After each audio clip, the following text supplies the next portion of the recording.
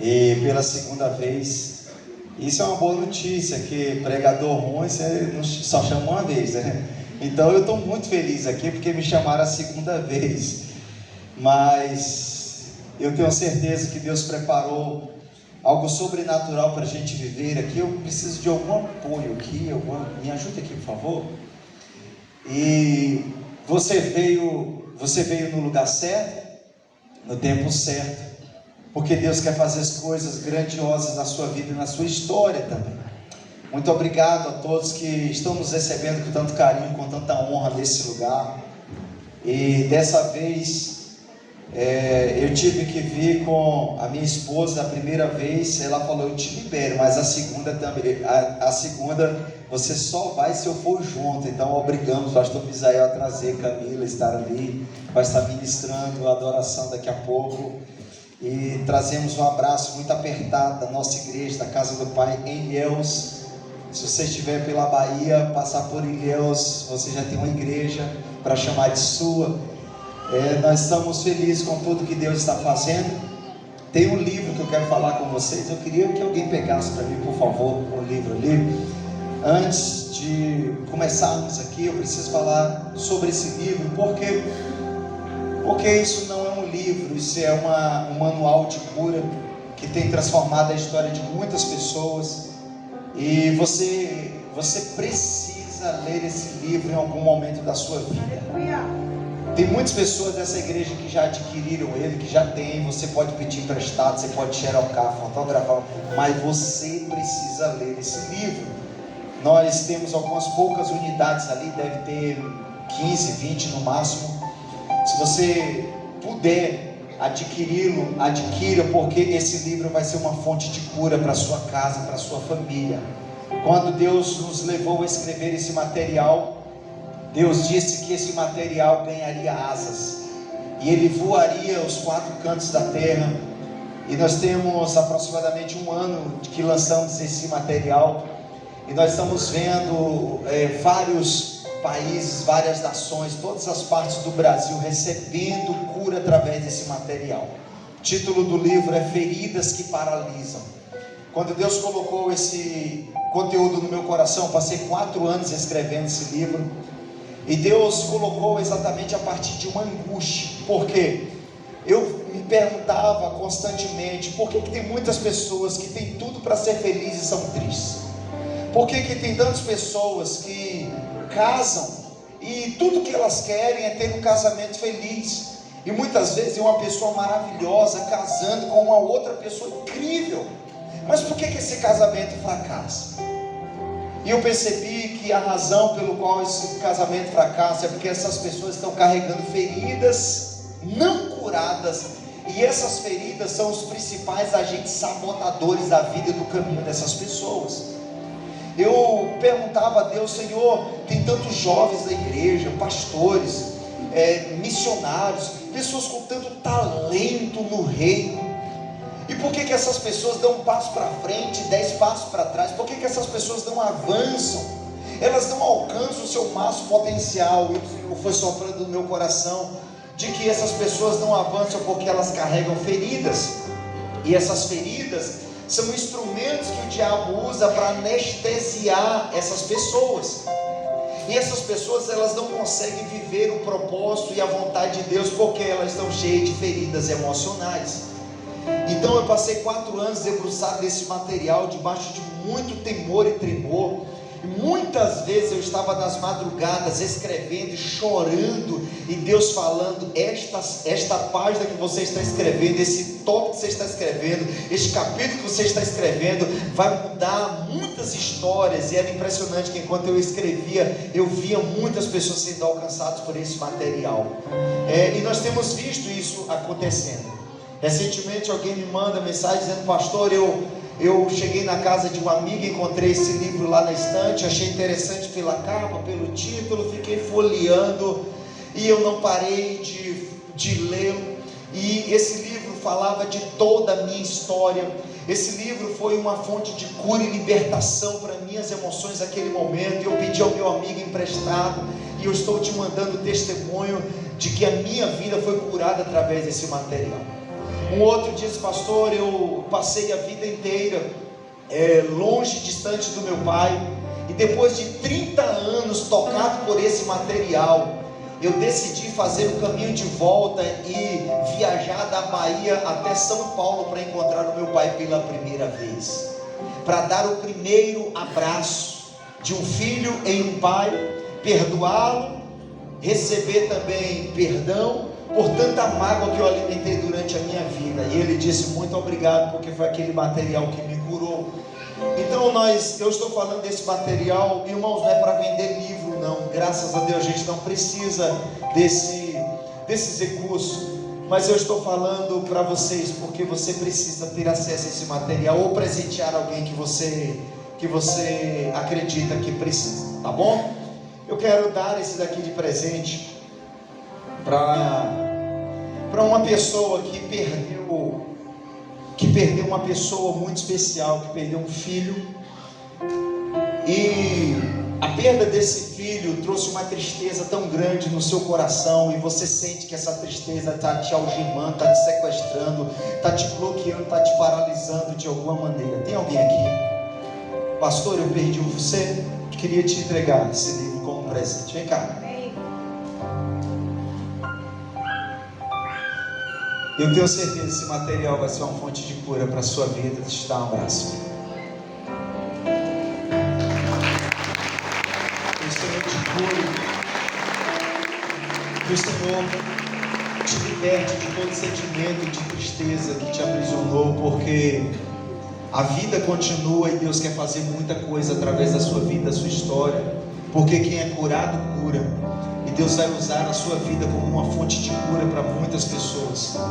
Deus sabe a dor que você passou, que você enfrentou, mas o Senhor é aquele que está te levantando. E o Senhor te trouxe nesse lugar exatamente para derramar um pouquinho mais de remédio no seu coração. Amém? Estenda as suas mãos em direção a Ele aqui. Senhor, em nome de Jesus, eu oro pela vida do meu irmão, Senhor. Meu Deus, que passou, ó Deus, por um vale tão grande. Mas o Senhor é aquele que cura a alma que sangra. Tu és aquele que cura a alma que está aflita. Ó Deus, e nesse momento eu oro por todas as pessoas, ó Deus, que perderam um ente querido, perderam filho, perderam mãe, pai, e elas foram sequestradas por uma dor. Em nome de Jesus, que este final de semana seja um final de semana de cura, de libertação, de restauração. Em nome de Jesus, nós declaramos cura do alto céu se derramando sobre eles agora, em nome de Jesus. Amém e amém. Deus te abençoe. Deus te abençoe. Eu quero ler um texto com vocês, e eu vou gastar um tempo construindo esse conteúdo aqui. Eu quero ler o texto de 2 Samuel, no capítulo 4.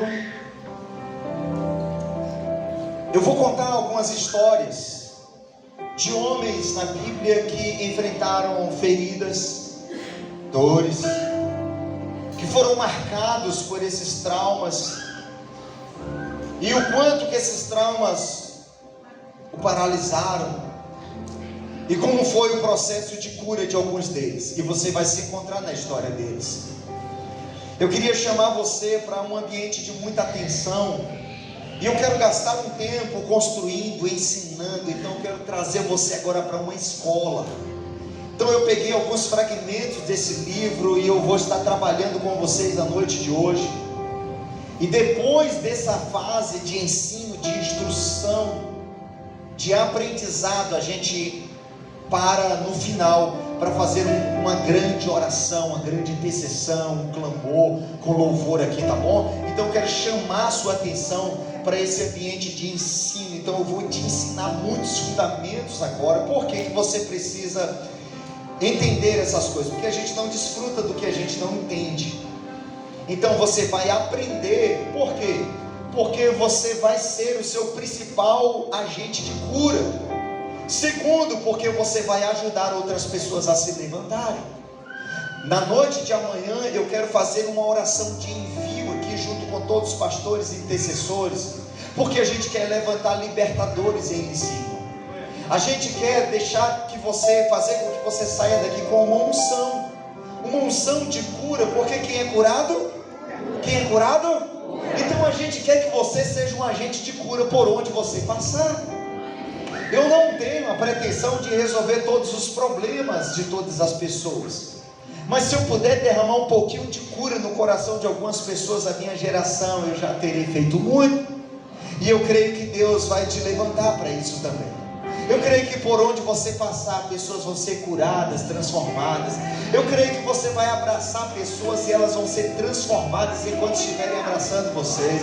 Eu creio que você vai olhar nos olhos de alguém, vai estender a mão, vai dar uma palavra, e essa palavra vai curar e mudar a vida dessas pessoas. Deus vai nos levantar como um instrumento de curas nesses dias. Amém, queridos? E Deus me impulsionou a fazer isso em todos os lugares por onde eu passar. Então amanhã nós queremos ungir suas mãos. Nós queremos fazer você sair daqui com essa unção de cura, para você entrar numa loja de confecção e você levar cura. Você entrar no supermercado e levar cura para lá. Você entrar numa escola, num hospital e levar cura para aquele ambiente, em nome de Jesus. Então você não pode faltar a noite de amanhã. Então nós estamos numa construção de 2 dias. Se você faltar amanhã, vai ficar pela metade, tá bom? Então veio hoje, amanhã eu quero vocês aqui em nome de Jesus. Então vamos para esse texto de 2 Samuel, no capítulo 4. O verso de número 4 diz assim: Jonatas, filho de Saul, tinha um filho aleijado dos pés. Ele tinha 5 anos de idade quando chegou a notícia de Jezreel de que Saul e Jonatas haviam morrido. Sua ama o apanhou e fugiu, mas na pressa ela o deixou cair e ele ficou manco. Seu nome era Mefibosete. Um pouquinho mais à frente, no capítulo 9 de 2 Samuel, diz assim: Davi, certa ocasião, perguntou: resta ainda alguém da família de Saul a quem eu possa mostrar lealdade? Então Ziba, um dos servos de Saul, para apresentar-se a Davi, e o rei perguntou: você é Ziba? Sou teu servo, respondeu ele. Perguntou-lhe Davi: resta alguém da família de Saul para que eu possa mostrar lealdade? Respondeu Ziba: ainda há um filho de Jonatas, aleijado dos pés. Onde está ele? Perguntou o rei. Ziba respondeu: na casa de Maqui, filho de Amiel, em Lodebar. Então o rei Davi mandou trazê-lo de Lodebar. Quando Mefibosete, filho de Jonatas e neto de Saul, compareceu diante de Davi, prostou-se com o rosto em terra. Mefibosete? Perguntou Davi. Ele respondeu: sim, sou teu servo. Não tenha medo, disse Davi, pois é certo que eu tratarei com bondade, por causa da minha amizade com Jonatas, seu pai. Vou devolver-lhe todas as terras que pertenciam ao seu avô, e você comerá sempre à minha mesa.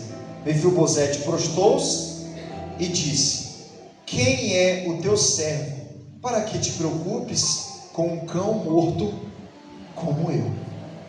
Fiquemos aqui. Obrigado, Deus, por essa palavra, por esse tempo tão precioso, de 2 dias, ó Deus, de cura, de libertação, de restauração. Em nome de Jesus nós abrimos esse portal de cura e declaramos cada vida que pisou nesse lugar, que está nesse ambiente, andando por esta rota de cura em nome de Jesus. Nós amarramos todos os espíritos malignos, dizemos para todos eles: vocês estão bloqueados, vocês estão neutralizados, impedidos de agir nesse lugar. Só o Espírito Santo de Deus vai agir e vai atuar agora. Eu chamo para esse lugar anjos de guerra, anjos sobrevoando esse ambiente, todos os compartimentos desse templo, anjos desse altar, anjos guerreando juntamente com a igreja, em favor de cada alma que precisa ser curada e liberta aqui nessa noite. Mas nós declaramos que é noite de cativeiros serem quebrados, é noite de almas serem livres e libertas para a glória do nome do Senhor. Amém e amém. Dá um aplauso bem forte ao Senhor dos Senhores, em nome de Jesus.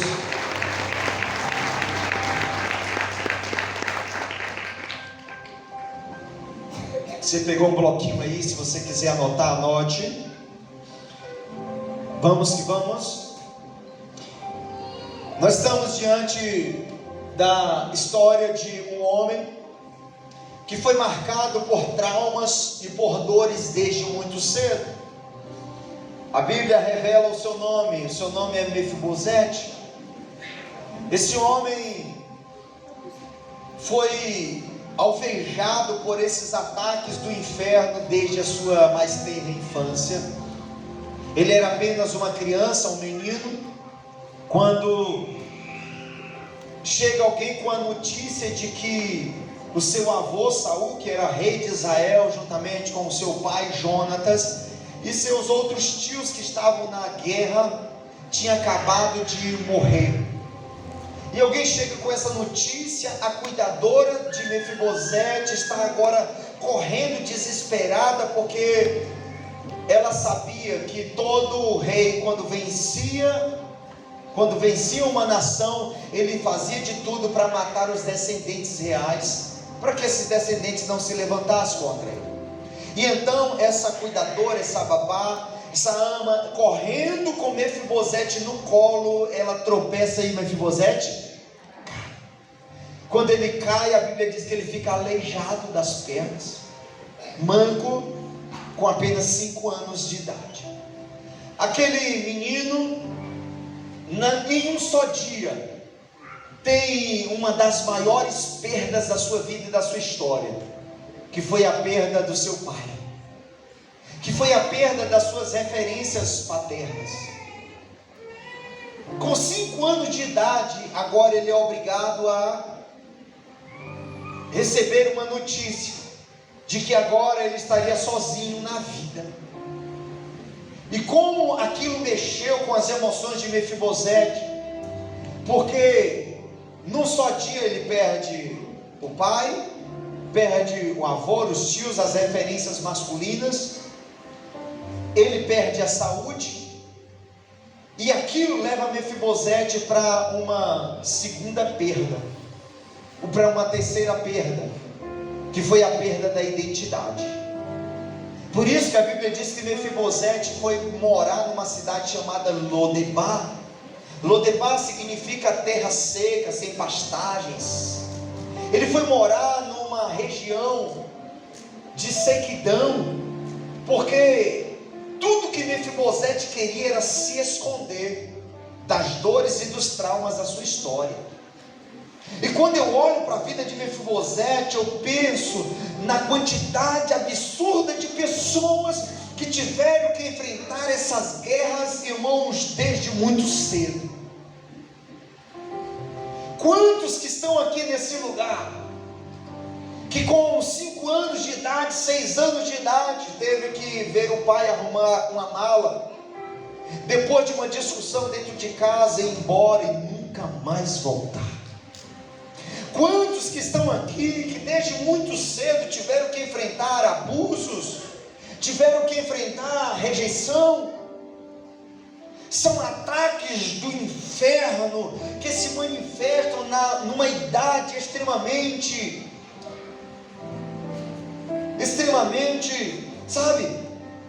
difícil, porque a gente não sabe nem lidar com as situações da vida, e ali é onde o diabo começa a atacar a vida da gente. Eu nunca entendia porque o meu pai tratava a gente com tanta agressividade, com tanta truculência. A primeira surra que eu levei, eu tinha 2 meses de vida. 2 meses de vida é um recém-nascido. E minha mãe chega do trabalho e encontra meu pai numa sessão de espancamento. Minhas irmãs contam, e ele diz: mas esse infeliz não para de chorar. E ela diz: você está louco? Você vai parar de bater nele quando ele morrer? E ela me toma nos braços, e aquele cenário de guerra, de tensão, Ali já estava um ataque do inferno contra a minha existência, porque ali o diabo estava querendo parar não apenas uma vida, mas parar uma unção. E é isso que você precisa entender nesse final de semana, que o diabo não quer te matar, ele quer roubar o que você carrega. O diabo estava querendo me matar desde muito cedo, porque certamente ele desconfiava do que Deus queria fazer na minha vida, na minha história. Porque quando a minha mãe estava grávida, Deus usou um profeta para dizer: a senhora está gerando um pastor no seu ventre. E certamente o diabo ouviu aquela palavra, e certamente ele disse: eu tenho que matar este infeliz, é cedo. Então a gente cresceu num ambiente de muito abuso físico, e o meu pai, ele sempre com muita truculência tratava a gente dessa maneira, e ali eram ataques absurdos, que não vinham apenas com dores físicas, mas manifestando dores na alma de uma forma absurda. E eu passei a vida me perguntando por que o meu pai nunca me deu um abraço. O meu maior sonho de infância era receber um abraço dele, e eu nunca recebi esse abraço. Então não eram apenas as dores físicas, eram dores na alma que me arrebentavam desde muito cedo. Outro dia eu encontrei ele, a gente já está num processo completamente curado, restaurado. Meu pai hoje é um grande amigo que eu tenho. E eu fui lá para ele no lançamento do livro, eu fui lá para ele levá-lo de presente. E brincando eu falei: pelo menos os meus traumas me geraram um livro, e hoje eu estou ganhando dinheiro por sua causa. Ele riu, hoje a gente está curado, hoje não tem mais dor. Hoje a gente está completamente restaurado. E eu brinquei com ele: eu vou ficar rico por causa das surras que o Senhor me deu. Mas ali eram ataques do inferno, porque o diabo desconfiava de que o Senhor me levantaria como uma fonte de cura nessa geração. E eu quero já fazer nessa introdução essa declaração para você que está aqui nessa noite. Você veio no lugar certo, você está no ambiente certo. Não era para você estar em nenhum outro lugar hoje, era para você estar aqui, porque tem uma unção que você carrega, tem uma graça que Deus colocou dentro de você, que vai tocar muitas gerações, que vai transformar muitas histórias.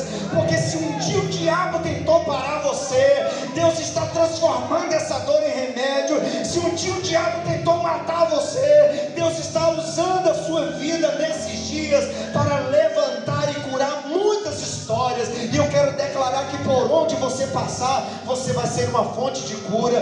Por onde você caminhar, Deus vai liberar transformação, vai liberar edificação em nome de Jesus. Há pessoas que estão aqui que o diabo tentou de todas as maneiras levar para debaixo da terra, mas você está vivo hoje porque tem um propósito maior do que a sua vida que você carrega.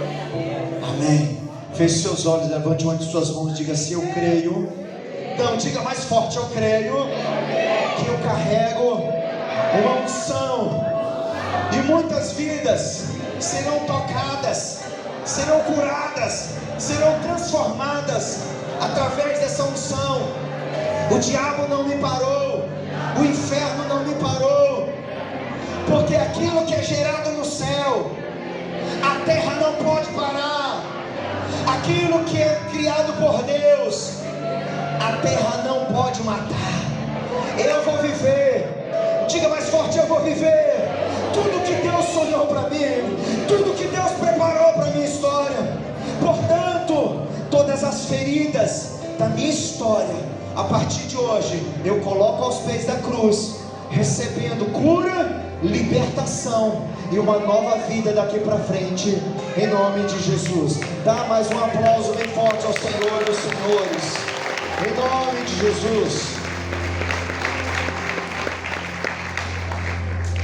Uma coisa que eu aprendi é que as feridas emocionais são democráticas. Fala comigo, feridas emocionais são democráticas. Elas estão das favelas da cidade aos condomínios de luxo. Por todas as partes, pessoas estão sangrando emocionalmente. A gente que tira a vida na favela e a gente que tira a vida no condomínio de luxo. Há filhos que estão perdendo o seu pai nos becos da cidade, e há filhos que estão perdendo os pais nos lugares mais luxuosos da terra. Portanto, as feridas emocionais é algo que faz parte da vida de todos nós. Por isso que é impossível você ler esse livro e você não ser tocado por ele, porque ele vai contar a tua história em algum momento. Há algum capítulo que vai falar a respeito da tua vida e da tua trajetória. Então essas feridas, irmãos, elas machucam, elas roubam a alegria, elas minam a força e elas se transformam em dolorosos cativeiros. Por isso que o diabo investe tanto nelas. O diabo sabia que gerando um distanciamento entre eu e o meu pai desde a infância, aquilo iria trazer muitos prejuízos para a minha vida. Para a minha vida em todas as fases e faixa etárias. Por isso que o diabo investe tanto em feridas. Por isso que o diabo investe tanto em separação de pais com filhos. Por isso que o diabo investe tanto em divórcios. Porque é exatamente nesse ambiente onde ele sequestra os pés, as mãos dessas pessoas. E são pessoas lindas, incríveis, maravilhosas, que tinham tudo para viver uma vida extraordinária, mas porque estão sequestradas nas suas emoções, elas não avançam, elas não conseguem ir além. Então essas feridas emocionais, elas estão por toda parte sequestrando muita gente. Mas eu quero dizer para você que chegou a sua vez de ser curado, de ser livre dessas feridas, de ser liberto dessas dores. Chegou a sua vez de viver uma vida restaurada. Aqueles cacos que muitas vezes se tornaram a representação de quem você foi, são cacos que Deus vai restaurar, vai transformar. E muitas pessoas vão olhar e vão dizer assim: uai, mas é sério que você viveu tudo isso? Eu vivi, e hoje eu estou curado para a glória de Deus. O lema que eu carrego na minha vida e na minha história é de órfão a adorador. Eu me senti um órfão de pai vivo durante a vida inteira, mas o Senhor me transformou em um adorador, em uma fonte de cura. E aquilo que era dor, hoje é remédio para curar outras pessoas. Aquilo que um dia me fazia sangrar por dentro, hoje está mudando outras histórias. Levante uma de suas mãos mais uma vez assim. Eu profetizo que aquilo que um dia foi dor, ou que está sendo dor na sua história nesse exato momento, Deus vai transformar em testemunho e em remédio para curar muitas outras histórias. Diga amém por isso. Amém, queridos? Então, há uma promessa de Deus para nós. Em Malaquias capítulo 4 tem um versículo que eu gosto muito, que diz assim: para vocês que reverenciam o meu nome, diz o Senhor, o sol da justiça se levantará. O sol da justiça é uma tipologia de Jesus, do Cristo. E esse Cristo se levantará trazendo o quê? Cura em suas asas, em seus raios. E olha o resultado dessa cura: e vocês sairão É noite de muita gente sair de cativeiro. Diz amém. Amém. Pode melhorar isso. É noite de muita gente sair de cativeiro. Diz amém. Amém. E vocês sairão e saltarão. Vocês vão celebrar. Tem muita gente que chegou aqui assim, ó. Vê, irmão, só a capa da gaita. Mas vocês vão sair daqui celebrando. E a Bíblia diz: vocês saltarão como bezerros soltos do curral. Quem já pôde ver um bezerro quando é solto, ele sai desembestado e pula lá, e pula de cá, e pula de lá. E que alegria toda é essa? Ele estava preso, agora está livre. Algumas pessoas vão dizer: mas por que você está nessa alegria toda? Parece que está louco, andando sorrindo pela rua. Não, é porque eu estava preso, hoje eu estou livre. Eu estava preso da depressão, Ele me libertou. Eu estava preso no vício, Ele me libertou. Eu estava preso nos cativeiros, Ele me libertou. Eu estava preso na orfandade, hoje eu estou curado. Hoje eu estou livre, por isso eu posso sorrir, por isso eu posso cantar, por isso eu posso celebrar na presença do Senhor. Eu espero que até domingo você melhore isso. Amém. Só introdução, irmão. Mas por que você precisa viver uma vida curada? Vamos todos juntos ler isso aí? 1, 2, 3. Porque passado é presente que perturba. Por isso você precisa viver uma vida curada. Passado resolvido, futuro decidido. Passado não resolvido, presente que incomoda. Por isso que tem tanta gente tentando dar certo no casamento e sempre se esbarrando em crises o tempo todo. Porque na verdade tem duas histórias se juntando, mas histórias que não foram curadas, que não foram libertas. Por isso que a crise vai ser uma realidade. Há muita gente tentando dar certo no ministério e elas não conseguem porque tem muita coisa do passado que não foi resolvida. E a gente precisa lidar com o nosso passado, irmãos, de forma responsável. Tem muita gente querendo esquecer o passado tem que ser esquecido, o passado tem que ser resolvido. Até porque você precisa se lembrar desse passado para contar testemunho. Mas você só conta testemunho daquilo que você foi curado. Então o passado não tem que ser esquecido, o passado tem que ser... Não, me ajuda aí, irmão, me ajuda. Passado não tem que ser esquecido, o passado tem que ser... resolvido. Ele tem que ser resolvido. Por que você precisa viver uma vida curada? Segundo, só as mulheres. O que não transferimos à nossa descendência. Tudo que você não cura na sua história, você tem a tendência de transferir para as próximas gerações.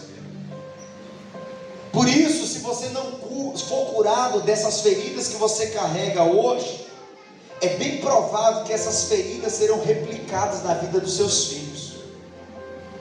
É bem provável que você já esteja hoje replicando feridas que seus pais carregavam. É muito forte quando a gente compara histórias de pais com filhos e a gente percebe que muitas das feridas que os filhos carregam já eram feridas dos pais. Muitos vícios que os filhos carregam já eram vícios dos pais. O que é isso? Alguns chamam de maldição hereditária. Eu não gosto muito da terminologia por algumas convicções teológicas, doutrinárias, mas eu acredito em feridas geracionais e acredito em feridas replicadas, histórias repetidas. Isso é muito nítido quando você vê muitas pessoas repetindo a mesma história do pai, repetindo o divórcio da mãe, repetindo a sexualidade corrompida do pai. E essas histórias vão sendo passadas de pai para filho e de filho para pai. E isso é devastador. Porque outro dia eu estava pensando nisso e eu falei: Senhor, me mostra isso na Bíblia. Deus me levou a ler a história de Abraão. um episódio onde a Bíblia conta que Abraão mentiu com medo de ser morto por um rei por onde ele passava, e ele disse que Sara era sua irmã. Quem lembra dessa história? E aí Abraão contou aquela mentira. Eu falei, rapaz, o pai da fé também gostava de as mentirinhas, hein? Só que o problema é que eu folhei a Bíblia um pouquinho mais na frente, e aí eu vi Isaac, o filho de Abraão, fazendo a mesma coisa. O que você não cura na sua geração, você transfere a sua descendência. Aí você vê Isaac contando a mesma história, passa por um lugar, e com medo de morrer, ele diz que Rebeca é sua irmã. O problema é que não parou aqui. Eu folhei a Bíblia um pouquinho mais na frente. Quando eu fui olhar, eu vi os filhos de Isaac também mentindo para ele. Ele era velho, estava prestes a morrer. Então entra Jacó e mente para ele, se passando por Esaú para roubar a bênção da primogenitura. Aí você vê a mentira que estava em Abraão, passado para Isaac, de Isaac para Jacó. E não para em Jacó, diz que é louco. Porque quando os filhos de Jacó deram sumiço em José, venderam ele como escravos, eles vieram para Jacó dizendo: meu pai, uma fera do campo matou José e a gente trouxe as vestes dele para o senhor. Mas é impressionante que esse Jacó mentiu para o pai Isaac, agora os filhos estão mentindo para ele. Não é doideira isso, irmãos? E aí você já vê 4 gerações vivendo a mesma maldição. Então a gente vê isso não apenas na Bíblia, mas nas histórias que estão em torno de nós. Quantas pessoas que estão vivendo um quadro de divórcio porque a mãe viveu, porque a avó viveu, vivendo um quadro de promiscuidade sexual porque isso ali está entranhado naquela família, quadro até mesmo de doenças que está dizimando toda a família. Então o que é isso, irmão, senão maldições replicadas? Por isso que a gente precisa colocar tudo isso em intercessão diante do Senhor, e a gente vai fazer um pouco hoje, um pouco amanhã. Porque a Bíblia diz que a cruz quebra a maldição, o sangue de Jesus ele anula e cancela toda e qualquer maldição, e eu creio que o Senhor vai quebrar muitas maldições que estavam acompanhando as nossas famílias, em nome de Jesus. Então, queridos, por que você precisa viver uma vida curada? Porque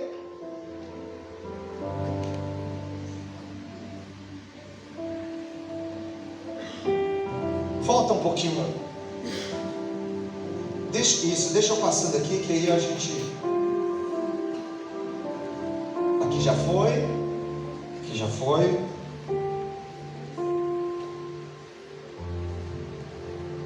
Isso. Eu queria que só os homens lessem essa frase aí para mim, por favor. 1, 2, 3. Se você não se curar do que te feriu, você vai sangrar sobre pessoas que não te machucaram. Concorda com essa frase, gente?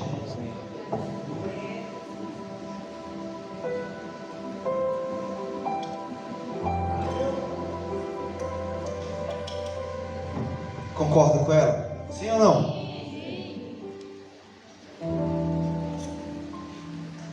Quando eu fui conversar com meu pai a primeira vez, e foi um tempo assim de muita cura, ele disse: meu filho, deixa eu te contar um pouquinho da minha história. Meu irmão, o que eu tinha passado, meu pai tinha passado 10 vezes mais. Foi naquele momento que o Espírito Santo virou uma chave dentro de mim, e eu disse: o meu pai é só um ferido ferindo pessoas. É só alguém que não foi curado do que lhe feriu e agora estava sangrando sobre pessoas que não tinham nada a ver com aquela história, sangrando sobre os filhos. E talvez tenham histórias aqui semelhantes de pais que estão sangrando sobre pessoas que não te machucaram. Mas o Senhor te trouxe nesse lugar para você ter um encontro com essa cura, para nunca mais você ser um instrumento causador de feridas, mas um agente de cura por onde você passar. Há mãos aqui que feriram um dia. Há bocas aqui que machucaram muita gente. Mas o Senhor está dizendo que Ele vai curar você, para agora fazer dessa boca uma fonte de cura para outras pessoas, em nome de Jesus. Há mulheres aqui que ouviram palavras extremamente pesadas e dolorosas do marido, e o Senhor está dizendo que está curando a boca, essa boca que liberou flechas e dardos que machucaram, que feriram, será uma boca que vai abençoar, que vai transformar a partir de hoje, em nome de Jesus. Eu declaro isso sobre sua vida. Sabe, queridos, o plano mestre do diabo em te manter ferida, porque ele quer ferir toda a tua linhagem familiar. Segundo, o plano mestre do diabo é fazer com que famílias doentes possam gerar filhos feridos, e esses filhos feridos vão gerar famílias doentes, que vão gerar filhos feridos, que vão constituir famílias doentes, e vai se tornando um ciclo sem fim de maldição. Mas eu creio também no propósito de Deus, que me curar, quer curar você. Por isso nós estamos aqui, irmão. Esse lugar aqui é uma sala de cirurgia. O Espírito Santo está curando todos nós aqui nesse lugar. Eu estou aqui como um agente de cura, ao mesmo tempo que estou sendo curado nesse altar, porque quando eu falo, o Senhor me cura das minhas dores também. Porque o Senhor agora quer fazer com que, curados, a gente possa gerar famílias, filhos curados, que vão constituir famílias curadas, que vão gerar filhos curados, e agora esse ciclo de bênção também não terá fim. Plano mestre do diabo, irmãos, é transformar os traumas e feridas da nossa história em cativeiros perpétuos. E tem muita gente presa por feridas na sua história. Há muita gente na depressão hoje, irmãos. Há muita gente que está, patinando, que a depressão não conseguiu jogá-la dentro de um quarto escuro, mas ela está, só Deus sabe como ela está. Eu não tenho adjetivos para ela. Sorriso no rosto, mas uma alma que sangra. Tem gente aqui assim. O Espírito Santo está falando com você e dizendo que Ele vai curar você, acredite. Aleluia. Mas pastor, eu já fui para tantos psicólogos e psiquiatras. Calma, você vai conhecer o médico dos médicos. Porque o psiquiatra, o psicólogo, o terapeuta pode te ajudar muito, mas o Senhor Jesus Cristo, Ele resolve tua história. Porque a Bíblia diz: aqueles que reverenciam o meu nome, o sol da justiça se levantará, trazendo cura em suas asas. E Ele já está nesse lugar, Ele já está pairando nesse auditório, Ele já está andando entre as cadeiras. Os raios do sol da justiça já estão alcançando você, e você nem se deu conta disso ainda. Por isso, se você sentir vontade de chorar, chora mesmo. Se você sentir vontade de gritar, grita. Se você sentir a tua alma precisando de um toque, abra o seu coração, você está no lugar certo. Aqui agora é uma sala de cirurgia. Sabe, queridos, o plano mestre do diabo em nos ferir é porque ele quer ferir pessoas através de nós. E quem aqui nesse lugar reconhece que um dia já foi um instrumento que causou ferida em alguém? Faz assim: eu já fui. O diabo não só quer ferir pessoas, ele quer ferir pessoas através de pessoas. Eu já falei coisas que não deveria. Eu já machuquei pessoas com palavras. E alguns deles quase que eu matei com as minhas palavras. Porque o propósito do diabo em ferir pessoas através de pessoas é para corromper o propósito de existência do homem. Deus criou o homem como uma fonte de cura. O diabo quer fazer desse homem uma fonte causadora de feridas. e aí ele corrompe o propósito da criação. E a gente precisa estar muito antenados a isso, porque quem é curado, quem é ferido, são os homens. 1, 2, 3. Quem é curado, cura. Quem é ferido, são as mulheres. Vai, a frase toda. Quem é curado, cura. Quem é ferido, fere. É isso. É isso. Quando nós somos feridos, quando nós somos machucados, a gente sempre reage de duas maneiras: ou exteriorizando a ferida, ou interiorizando a ferida. Quando você exterioriza a ferida, isso te leva para ofender o outro, para machucar o outro. E todas as vezes quando você encontrar uma pessoa agressiva, uma pessoa ríspida, uma pessoa que critica muito o outro, uma pessoa que vive o tempo todo machucando outras pessoas, é porque aquela pessoa carrega uma ferida muito grande e talvez ela nem saiba. Quando você exterioriza a ferida, você tende para os males contra o outro. Quando você interioriza, você tende a males contra você mesmo. É por isso que tem gente que vai para depressão, para tristeza, porque ela se fecha. Por quê? Porque ela interiorizou a ferida. Mas toda pessoa que está vivendo um quadro de casulo, de depressão, de tristeza, é porque essa pessoa carrega feridas agudas da sua alma. E ao invés de atacar o outro, reagir ferindo pessoas, ela reage ferindo a si própria. Então essas são as duas maneiras como nós reagimos. A nossa personalidade vai determinar muito isso. E como é que nascem essas feridas, gente?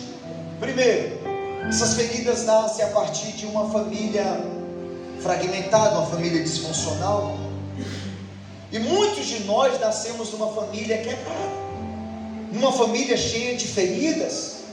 E eu disse para vocês que famílias doentes geram filhos feridos, doentes, e filhos feridos constituem famílias doentes. Então, muita gente que nasceu num contexto de muita guerra, briga, discussão, divórcio. Outros foram atacados desde muito cedo por essa flecha da orfandade. E a orfandade, irmãos, é um ataque do inferno contra a nossa geração. Eu vou falar um pouquinho para vocês sobre essa orfandade que ela causa na vida do ser humano. Esses ataques, ele vem também, não apenas a partir da orfandade, mas através de rejeição. As cargas de rejeição, quando elas agarram uma pessoa na sua infância, ela acaba promovendo assim fissuras absurdas na alma dessa pessoa. Por que a gente tem tanta gente carente na igreja? Simplesmente pessoas que viveram cargas de rejeição. No livro eu falo exaustivamente sobre as características de uma pessoa carente, e talvez você vai se encontrar lá. Então, muitas dessas pessoas enfrentaram essas guerras desde muito cedo. Outros foram atacados pelos abusos, abuso físico. Eu falei para vocês que a minha primeira surra eu tinha 2 meses de vida, e meu pai nunca batia na gente sem derramar sangue. Ele só parava quando via sangue. Era algo muito demoníaco, irmãos. Eu lembro que lá na nossa casa tinha tinha um padrão de energia, e esse padrão ele era torto, e todas as vezes quando eu olhava para aquele padrão eu tinha tanto ódio do meu pai, porque aquele padrão torto, ele entortou com a minha cabeça chocando contra a parede, e eu olhava para aquele padrão, e aquilo gerava tanta raiva, tanta ira dentro de mim na infância inteira. Então esses abusos, eles eram muito, muito intensos. Outros passaram por abusos sexuais muito cedo. E o abuso sexual é um dos ataques mais covardes do inferno contra a vida de um ser humano. Porque esse abuso sexual, ele tem poder de violar não apenas o corpo, mas violar e arrebentar a alma dessa pessoa. E há muita gente sequestrada por sentimentos malignos por causa de abuso sexual. Eu vou falar um pouquinho sobre isso daqui a pouco. Relacionamentos abusivos, perdas, gente que você amava e que morreu, partiu, e agora você teve que conviver com aquela dor e aquilo te sequestrou de alguma maneira. Então são muitas as formas pelas quais as feridas nascem na alma do homem. E eu estou te mostrando isso aqui para você tentar entender um pouquinho da sua história, porque de repente que eu estou te falando tem muito a ver com o que você viveu até aqui. Se não tiver nada a ver com a tua história, certamente tem a ver com a história de alguém que você conhece. Você vai ser um agente de cura para essa pessoa. Amém, irmãos? Amém. Essas feridas, na maioria das vezes, elas começam exatamente dentro de casa. Elas começam exatamente no ambiente familiar. Quando a gente olha para o livro de Gênesis, a gente se depara com a história de José, que foi alguém que foi marcado por muitas dores, por muitas feridas dentro de casa. Aquele menino, muito novo ainda, aproximadamente 13, 14 anos, não tinha mais do que isso. Certa feita ele vai ao encontro dos seus irmãos no campo, e quando ele chega lá, ele percebe os irmãos tramando, conversando entre si. Na verdade eles estavam planejando a morte de José. E então José chega lá, alguém joga ele numa cisterna, e ele sem entender o que estava acontecendo. Isso fala daquele que nos jogam para baixo em lugares sem saída. E dentro da própria casa José estava sofrendo os maiores golpes nas suas emoções. Alguém diz assim: não, nós não vamos matá-lo não, vamos fazer o seguinte, a gente vende ele como escravo para os midianitas e nunca mais a gente olha para a cara dele, e vamos ver o que será feito desse sonhador mor. Então os midianitas passam e eles vendem José como escravo. José vai passar os próximos 15 anos da sua vida sofrendo exaustivamente, sofrendo dores absurdas, porque ele era um filho tão amado pelo seu pai Jacó. Agora ele entra no Egito como escravo. No Egito ele sofre prisão, ele sofre calúnia, ele passa 2 anos dentro de uma masmorra, que era uma espécie de uma cisterna, onde uma pessoa lançada na masmorra não conseguia sobreviver por muito tempo, porque a tuberculose rapidamente ceifava a vida dele. José passa 2 anos ali. Deus tira José daquela situação, eleva ele como um governador do Egito. Você conhece a história, porque Deus não esquece ninguém na sua dor. Não existe ninguém que anda com Deus e vive esquecido para sempre. Por isso Deus te viu nesses dias e te atraiu para esse lugar, para dizer que Ele continua investindo na sua história. Diz amém por isso. Deus levanta José como governador do Egito, só que agora José está completamente transformado, sucesso, restaurado, mas precisava acontecer um encontro que José não estava preparado ainda, que era o quê? O encontro com os seus ofensores. Seus irmãos, certa feita, vêm no Egito procurar grãos, era o único lugar da terra onde tinha comida. E então, quando eles estão se aproximando do Egito, a Bíblia diz que José os avista de longe. E quando a Bíblia diz que José os avista, José corre para o canto e ele vai chorar. Por que José chorou? Porque ele carregava muitas dores dentro de si. José seca as lágrimas, volta, conversa com eles e diz assim: uau, que família bonita, tanta gente, muitos irmãos, quem são vocês? E eles contam: nós somos de tal lugar, nós temos um pai. E eles não reconheceram José.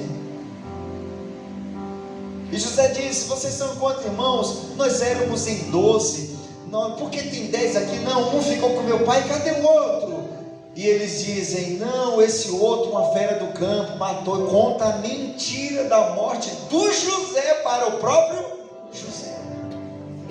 Ah, ele morreu. Gente, que triste, não sabia que ele tinha morrido.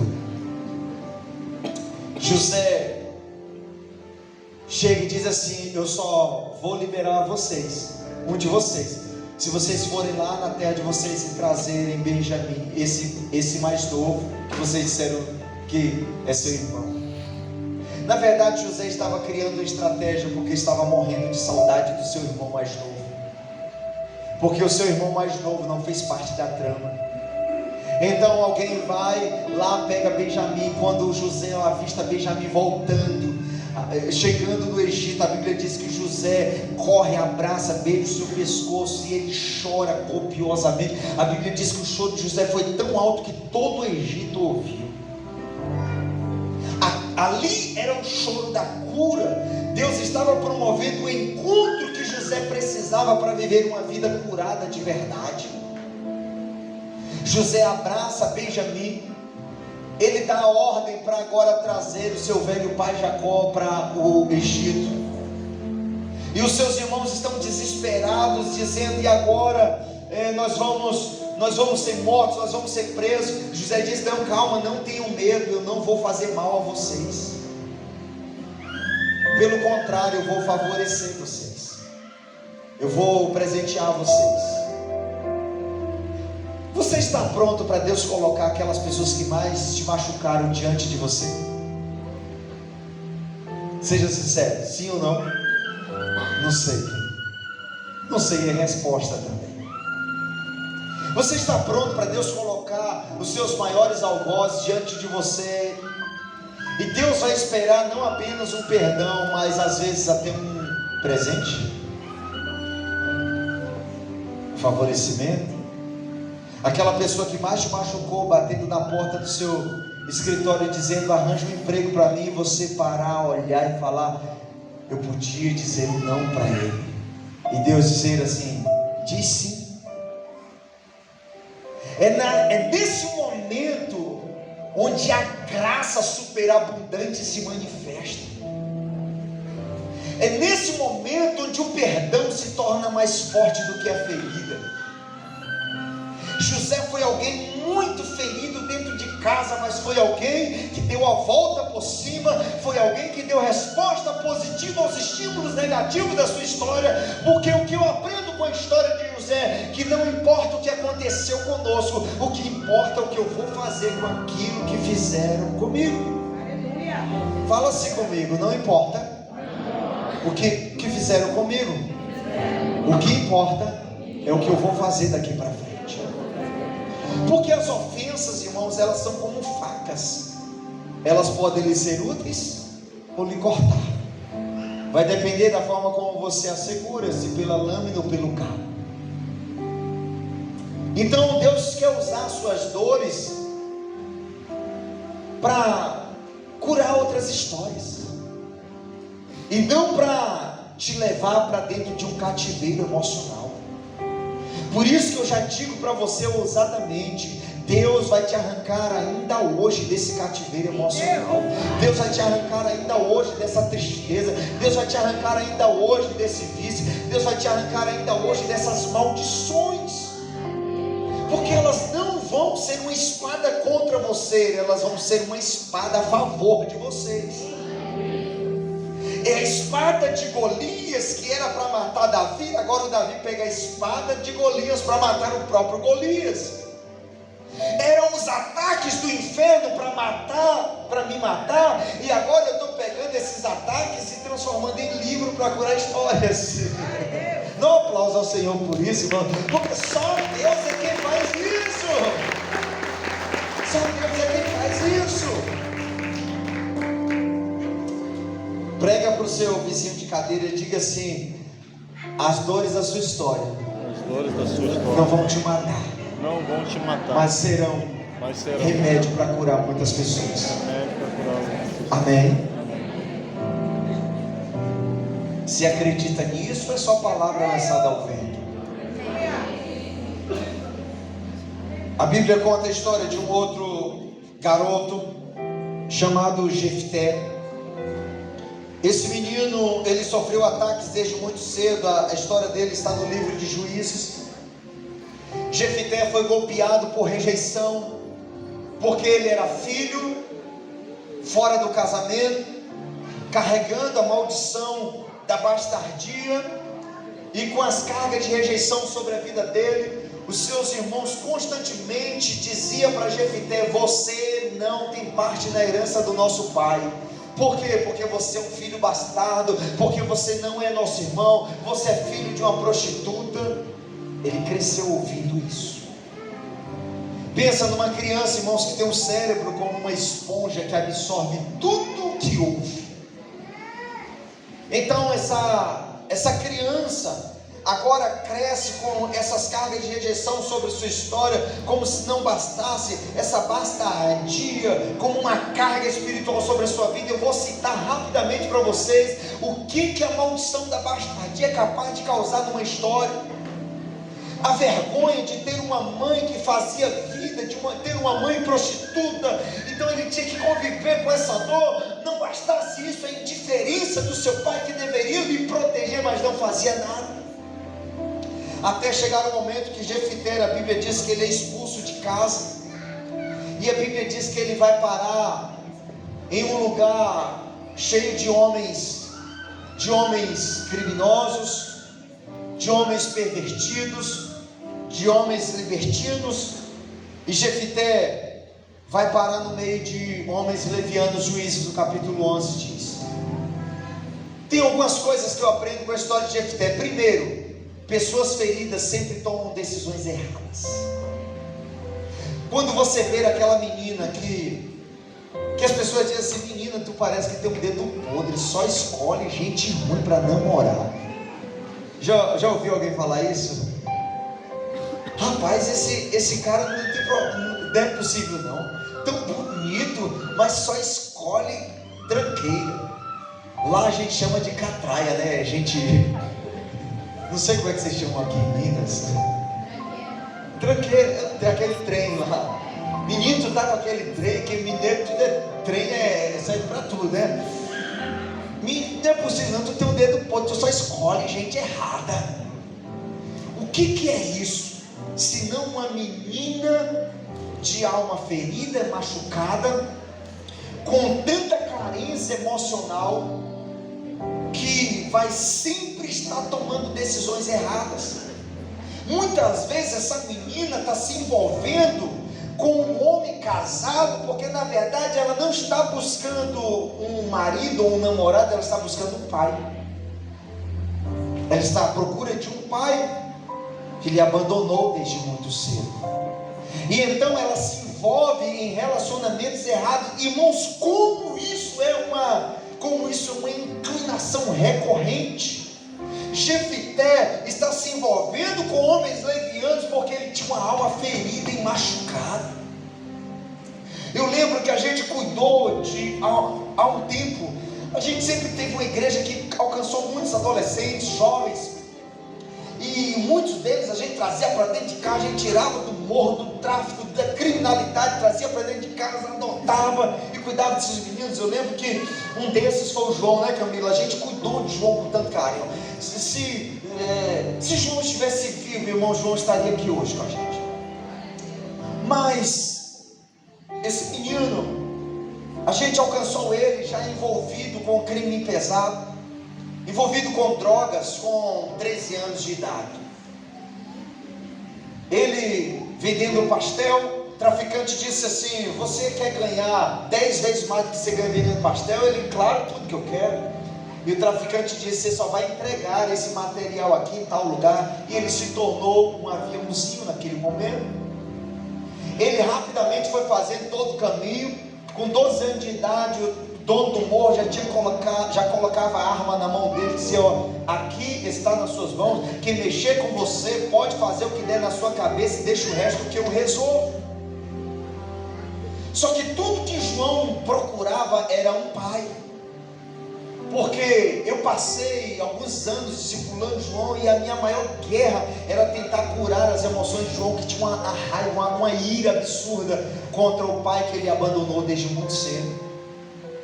E o Joãozinho estava lá em casa outro dia e a gente tendo tempo de mesa, tomando café, e alguém liga para ele e ele sai, e eu disse: você vai para onde? Não, o homem me chamou aqui. Quem era o homem? Era o dono do morro. E eu fiquei chateado com ele, eu fiquei zangado com ele. Eu falei: esse cara está tentando matar você, esse cara está te levando para a morte, para o precipício. Eu estou aqui fazendo tudo para trazer vida, João, para você, e você ouve mais ele do que a mim. Ele disse: não, pastor, me desculpa, mas eu tenho que ir. Ele foi. Quando ele saiu, o Espírito Santo falou comigo. O Espírito Santo falou comigo: sabe por que ele ouve mais o dono do morro do que a você? Porque o dono do morro chegou primeiro, e o dono do morro se tornou o pai que ele precisava no momento de maior aflição da alma dele.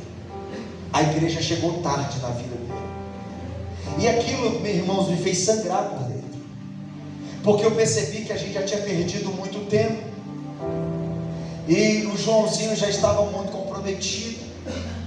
Depois a gente se mudou de cidade, a gente veio pastorear Una, depois veio fazer a plantação da igreja em Ilhéus, e a gente se desconectou. Mas João teve uma doença muito rápida, e essa doença acabou tirando a vida dele. Mas durante o período que ele estava hospitalizado, as pessoas que ele mais falava, que ele mais citava, era eu e Camila. Ou seja, aquela semente que a gente um dia plantou, que eu achava que tinha sido desperdiçada, ela estava guardada em algum lugar nas recâmaras da alma de João. O governo, o domínio do dono do morro acabou na vida dele, e naquele momento do leito ele se lembrou de tudo que a gente construiu na vida dele. E no leito ele voltou para Jesus. Infelizmente, Joãozinho morreu muito cedo. Foi uma doença assim que ceifou a vida dele rápido. Jovem, 20 e poucos anos, morreu. Mas nós cremos que ele morreu com Jesus. Aquilo me marcou de uma forma muito intensa, porque ali eu via João partindo para inclinações erradas. Por quê? Porque ele era alguém que carregava uma ferida de todo tamanho no interior. Então nunca critique aquele menino que está indo para as drogas, se envolvendo com gente errada. Não seja uma mão que vai resgatá-lo, que vai dizer: meu filho, venha lá para casa, porque eu quero gastar um tempo ensinando a Bíblia Sagrada para você. Enquanto você estiver comendo bolo, pão de queijo, tomando café comigo, eu quero estar lendo as Escrituras para você. Que a Igreja Batista de Licinha possa tocar as crianças e os adolescentes dessa cidade. Em nome de Jesus, nós declaramos essa igreja saindo nos 4 cantos dessa cidade, tocando as crianças, tocando os adolescentes. Não será o tráfico que vai tocar, não será o crime que vai tocar, não será a tristeza, a depressão que vai tocar, mas a igreja que vai tocar, curando, transformando, em nome de Jesus. Diz amém por isso. Seus filhos serão tocados por essa unção de cura, e eles não vão precisar se envolver com gente errada. Por isso que é bom ter crianças nesse lugar, porque elas já estão sendo alvejadas e tocadas por essa graça e essa unção que cura. Amém, queridos? Outra coisa que eu aprendo com a história de Jefité, é que Deus usa biografias trágicas. Então a tua história não está desperdiçada. Porque, vamos todos juntos dizer essa frase bem alto: 1, 2, 3. Deus é especialista em fazer coisas extraordinárias através de homens improváveis e biografias dolorosas. Há um improvável aqui. Tem mais alguém que se sente improvável? Deus vai fazer através da sua vida. Quem teve uma história muito difícil aqui já está se encontrando no que eu estou falando. Faz assim: Deus vai usar a sua história, Deus vai usar a sua vida como uma fonte de cura. Deus não desperdiça dor. Vou repetir: Deus não desperdiça dores, Ele usa dores. Sabe, irmãos, a história de Jefté me ensina que Deus também colocará os seus ofensores diante de nós, como fez com José. Deus coloca aquelas pessoas que expulsaram Jefté de casa, para agora pedir a Jefté para vir para Gileade guerrear em favor daquela tribo, em favor daquela nação. Jefté diz assim: ué, mas não foram vocês que me expulsaram de casa, agora vocês estão querendo a minha ajuda? Por quê? Porque pessoas feridas têm um hábito de jogar na cara o erro do outro. Todas as vezes quando você vê alguém jogando muito na cara o erro do outro, uma pessoa ferida e machucada. Então Jefté joga na cara, mas Deus convence Jefté e Jefté vai. O que eu acho interessante, pastor Misael, é que Gileade era a terra da cura. Havia um bálsamo de Gileade que era um bálsamo que curava muitas enfermidades. E agora Jefté está sendo ferido na terra da cura. Não é louco isso? No lugar onde ele era para ser curado, ele estava sendo ferido. Então Jefté foge, se envolve com homens errados. Depois Deus pede para ele fazer o caminho de volta. E aí Jefté volta. Jefté volta. E naquele lugar, olha o sexto, o lugar da ferida se tornou o lugar da honra. Jefté volta. E agora Jefté traz para toda uma cidade uma grande vitória contra os inimigos. E agora está toda a cidade celebrando. Alguém que era para dar errado, mas Deus entrou na história dele. Eu olho para vocês e vejo alguns Jeftés aqui, de gente que era para dar muito errado, mas Deus entrou na sua história. Feche seus olhos, eu não vou continuar essa mensagem se você não receber isso no seu coração. Feche seus olhos, por favor. Feche seus olhos, por favor. Meu Deus, eu já oro agora pelos Jeftés que estão aqui nesse lugar, de gente que era para estar morta hoje, gente que era para dar errado, mas o Senhor decidiu investir nessa história. E eu te peço, meu Deus, completa a obra que o Senhor um dia começou. A gente nesse lugar que o Senhor separou, que o Senhor escolheu e que o Senhor designou para curar muitas outras histórias. Por isso eu digo para os Jeftés: se levantem, saiam das suas dores, saiam das suas feridas, saiam da sua terra da aflição, volta para Gileade, volta para o lugar da cura, volta para o ambiente da cura, em nome de Jesus. Eu digo para os Josés: saiam das cisternas, saiam da masmorra, saiam desse lugar de dor, de ofensa, de feridas, entre no lugar do perdão, entre no lugar da cura, entre no lugar da honra. Deus tem uma linda história para realizar através de você. Essa dor que você está passando não é o seu fim.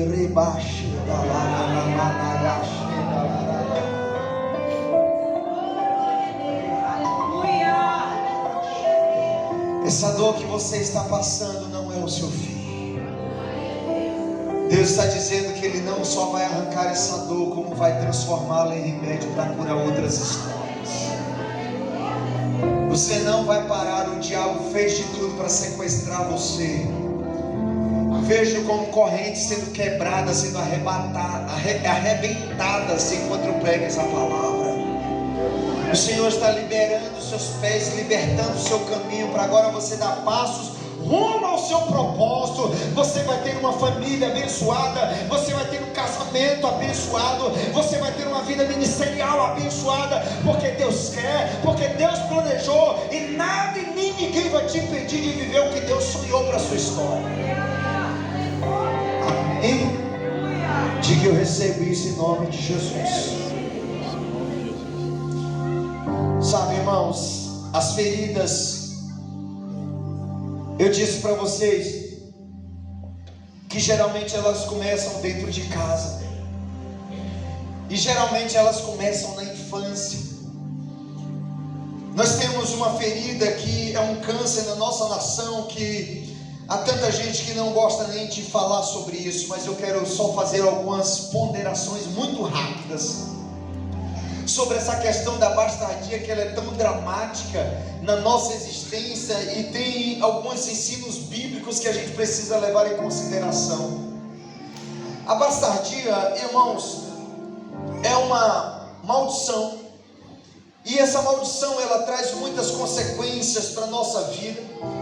Deuteronômio, no capítulo 23, o verso 2, tem esse texto aqui que eu coloquei para vocês, que ele é muito sugestivo. Diz assim: nenhum bastardo entrará na Assembleia do Senhor, nem ainda sua 10ª geração entrará na Assembleia do Senhor. O que a Bíblia está dizendo? Moisés está explicando que uma pessoa gerada no contexto da bastardia, essa pessoa vai viver um distúrbio espiritual, onde se instala na vida dela uma influência demoníaca que vai levar essa pessoa para uma série de desordens. Entre elas, primeiro, ela vai ter dificuldade de se encaixar no propósito de Deus com relação à família, igreja, casamento. O que é a Assembleia do Senhor? A Assembleia é um ajuntamento que Deus criou. Quais foram os ajuntamentos que Deus criou? Família, igreja. Igreja não é criação de homem, é criação de Deus. Família não é criação de homem, é criação de Deus. Casamento não é criação de homem, é criação de Deus. Então, quando a Bíblia diz que o bastardo não entrará na Assembleia do Senhor, a Bíblia está dizendo que esse bastardo ele não vai conseguir se encaixar nesses contextos criados por Deus, porque há uma propensão, uma inclinação dele de se distanciar desses contextos. E isso é muito pesado, porque a bastardia não apenas vai desencadear essa dificuldade dessa pessoa de se encaixar nesses contextos da Assembleia do Senhor, mas vai gerar nele também uma perseguição espiritual, de cunho emocional, de cunho sexual, que vai levar essa pessoa a viver uma vida completamente fora dos padrões de Deus e da vontade do Senhor.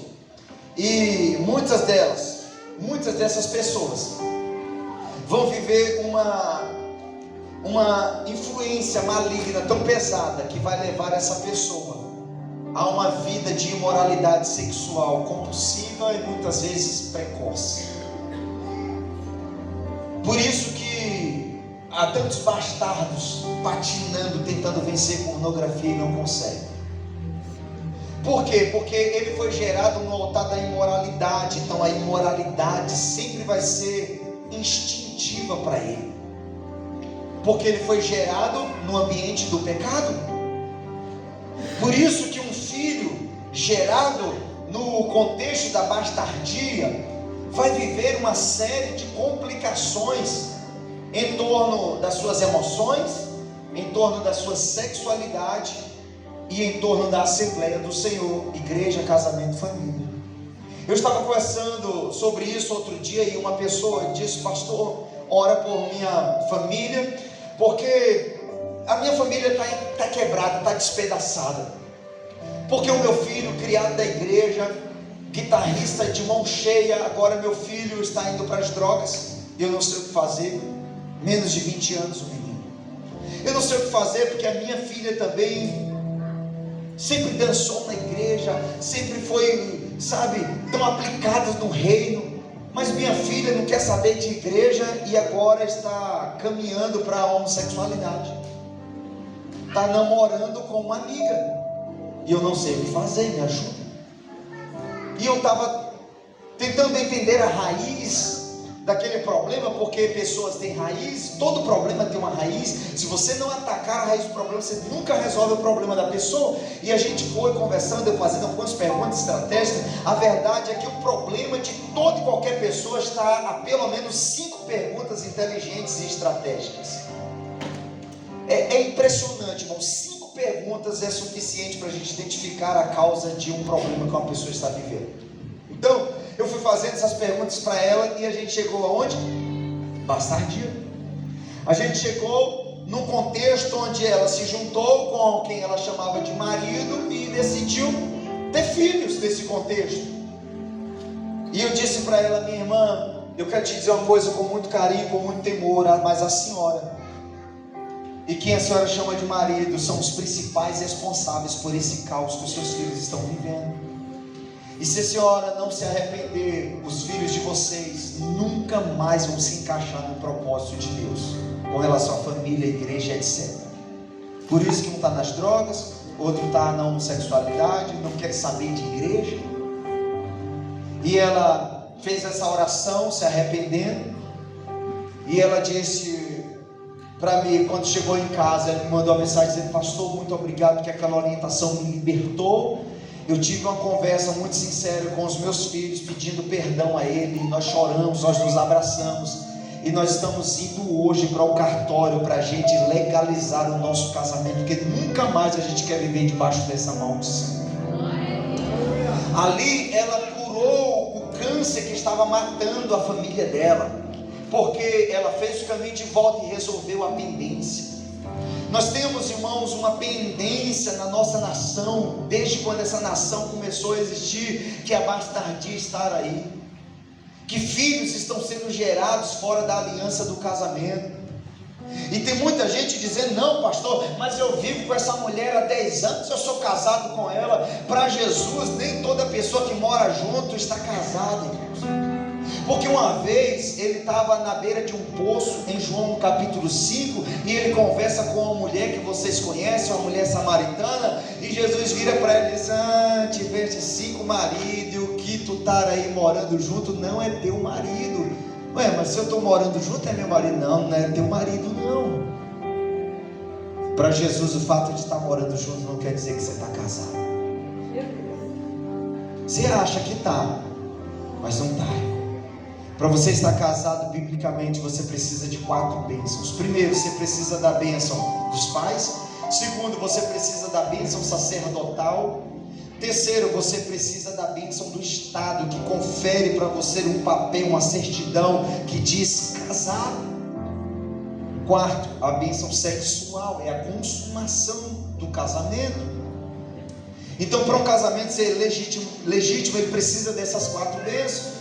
Outro dia alguém disse: não, pastor, e esfregou na minha cara um documento de união estável. Eu disse: uau, irmã, que legal, lê para mim aí. Ela disse: para desfrutar da, sei lá, benesses da vida 2 e etc, como se fosse mulher. Aí eu falei: ô irmã, tu foi chamado para ser como se fosse ou para ser de fato? Aí ela olhou assim, amaldiçoou a união estável, e ela disse: a partir de hoje eu vou perturbar a cabeça daquele homem até a gente casar. E casar, irmão, e casar. Então, se você está vivendo o quadro de amaziamento, você pode estar sendo irresponsável com relação aos seus filhos. A vida dos seus filhos pode estar na mira de Satanás e você nem sabe disso. Mas eu estou te dando essa palavra, não é para te acusar, não é para te apontar, é para te encorajar a alinhar a sua vida, porque Deus te trouxe na sala de cirurgia, e na sala de cirurgia Ele tira as coisas que não pertencem a Ele e coloca as coisas que vão mudar a tua vida daqui para frente. Amém? Então, se você está vivendo esse quadro, Deus te trouxe no lugar certo para mudar a tua vida, para mudar a tua história, para você fazer os caminhos de volta e legalizar tudo na sua vida, na sua história. Pastor, eu gerei filhos fora da aliança do casamento. O que eu faço? Primeiro, você vai ter uma conversa sincera com ele. Você vai pedir perdão a ele. Se seu filho já tem a partir de 6, 7, 8 anos, ele já tem condição de entender aquilo. Meu filho, eu quero te pedir perdão, porque quando eu e sua mãe, ou eu e seu pai geramos você, a gente não tinha esse entendimento. Então eu quero te pedir, ele não vai entender nada, mas você só vai pedir perdão, porque quando você coloca a palavra perdão na sua história, você quebra todo o poder dos demônios sobre tua linhagem familiar. Segundo, você vai regularizar a tua situação. Tem que casar, irmãos. Tem que casar. Ou você casa, ou você vai continuar com essa legalidade, com essa porta aberta no mundo espiritual, com esse crédito de injustiça contra a sua vida. Então isso aqui é muito sério. Coloca no slide de onde a gente parou, por favor. Então isso aqui é muito sério. Um filho, ele é tão sagrado que ele só pode ser gerado a partir de uma aliança de sangue. Então, isso aqui é extremamente, irmãos, é extremamente sério, e você precisa levar isso em consideração. Segunda ferida que acontece ainda na infância e muito cedo é a ferida dos abusos. Eu falei para vocês de abusos físicos, verbais, morais. Esse menino não presta para nada. Você não vale nem o que você come dentro de casa. Quem já ouviu palavras pesadas assim dentro de casa? Seja sincero, alguém aqui já ouviu? Olha, você... Então, esses abusos, irmãos, de fato são esses ataques covardes do inferno. Numa idade em que você não sabe nem reagir àquela situação. E quando esses abusos se dão no âmbito sexual, aí que a tragédia é maior, e há tanta gente sangrando por isso. Mais de 500 mil pessoas, irmãos, são estupradas no Brasil a cada ano. Isso são dados oficiais do Ministério da Saúde. A cada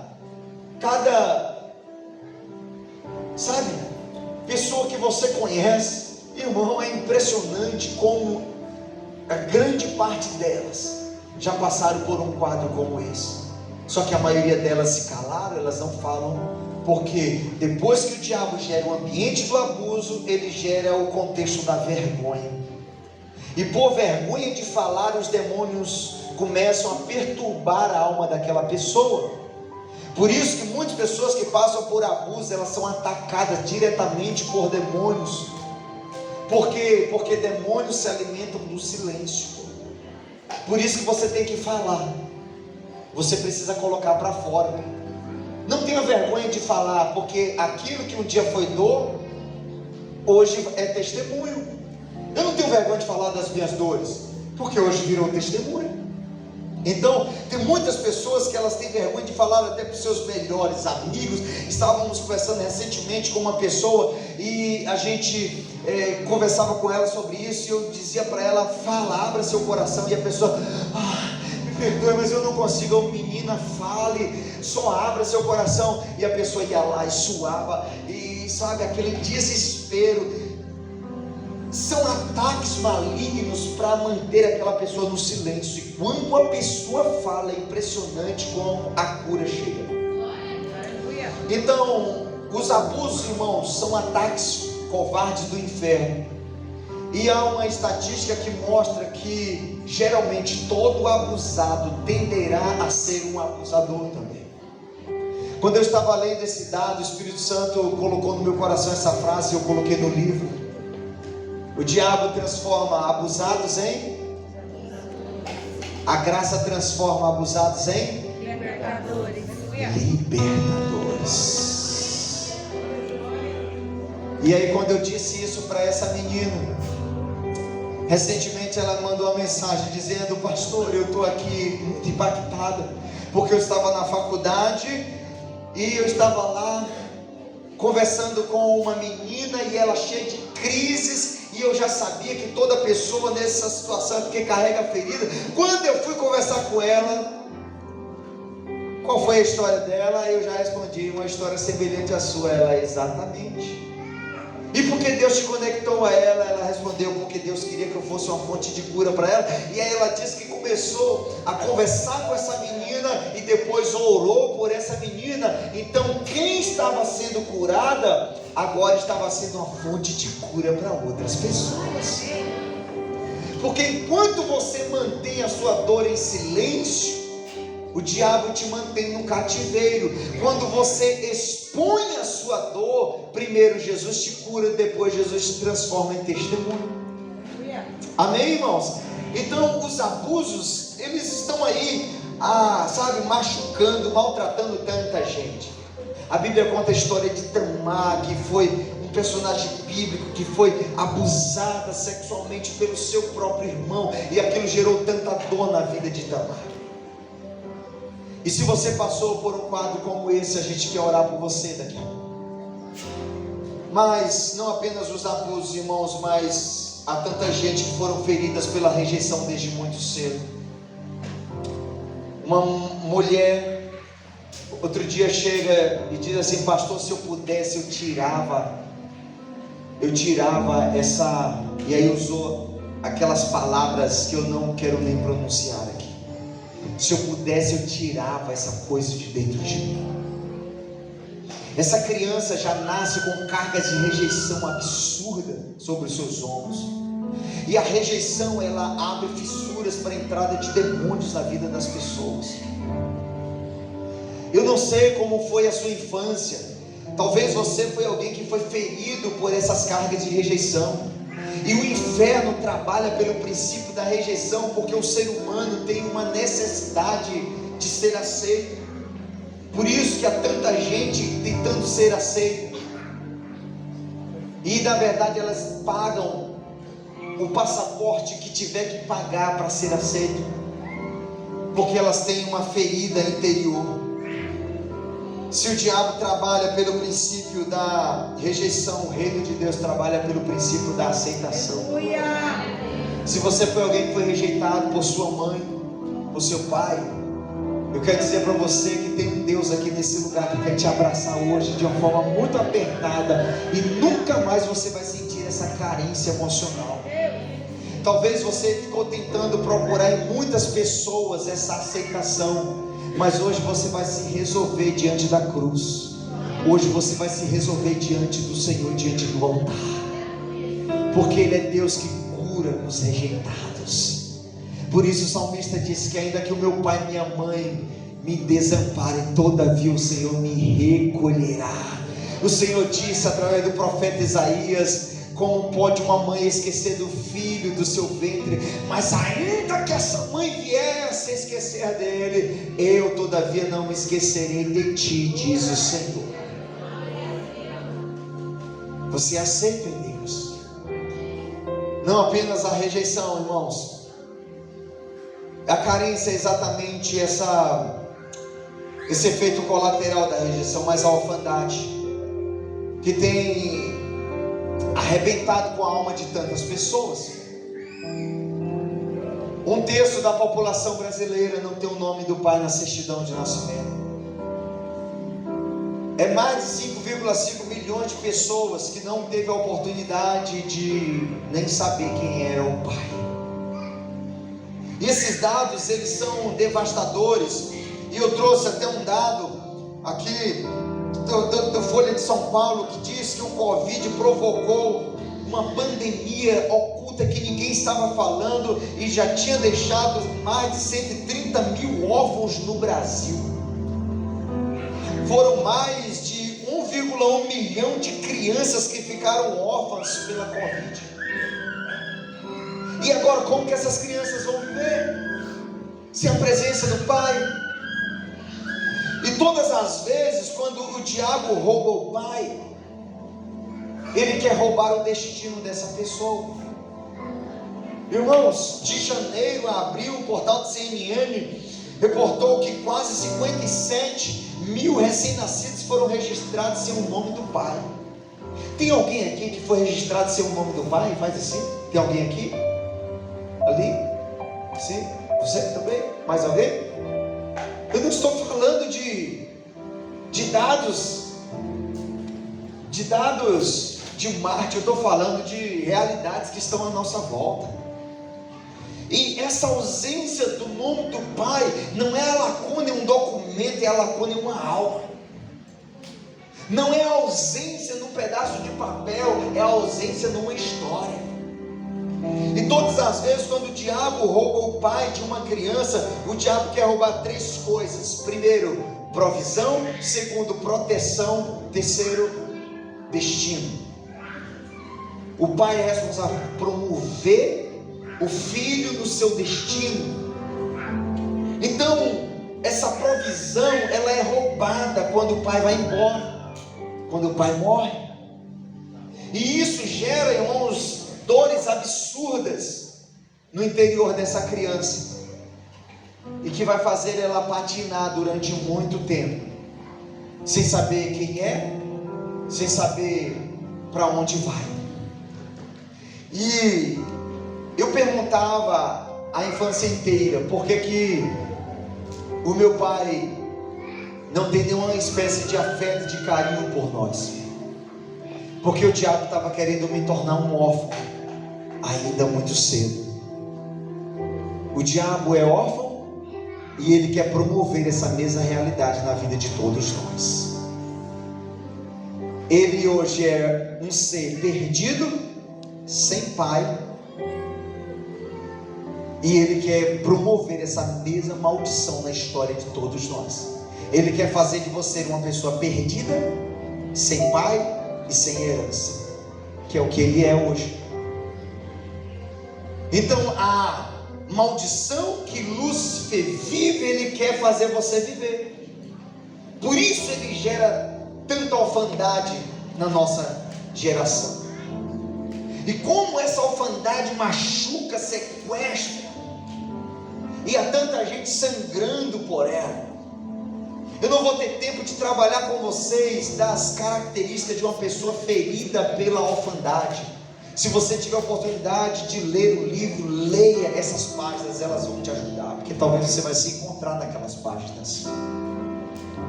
A orfandade paterna, ela se manifesta a partir da morte prematura dos pais, se manifesta a partir de um distanciamento afetivo dos pais, e eu vivi isso. Se manifesta a partir de uma insensibilidade dos pais, uma irresponsabilidade. Um divórcio arrancou o pai de dentro de casa, e agora essa criança teve que viver patinando na vida. Quando uma criança briga com outra criança maior que ela na escola, o que ela geralmente diz? Eu vou contar para o meu pai. E quando ela não tem pai, ela faz o quê? Ela engole o choro. Aquele choro vira raiva, ira, e ela diz: um dia eu vou crescer e não vou deixar ninguém me tocar mais. E ela se torna um jovem violento, se torna um adulto rebelde, e ela nunca mais vai deixar ninguém lhe tocar. É o dono do morro que diz assim para a namorada ou para a esposa: se você me largar eu te mato. Na verdade, o que aquele dono do morro carrega? Uma ferida de um abandono que ele sofreu na infância, porque ele viu o pai saindo de casa cedo, então ele não suporta a dor do abandono. Por isso, nos relacionamentos onde ele sente que vai acontecer o abandono, ele prefere matar. Se um amigo decidir abandonar a gangue dele, ele manda matar também, porque na verdade o que ele não suporta é a dor do abandono. E há quantos filhos que estão sangrando, machucados, feridos, por causa de um pai que partiu muito cedo.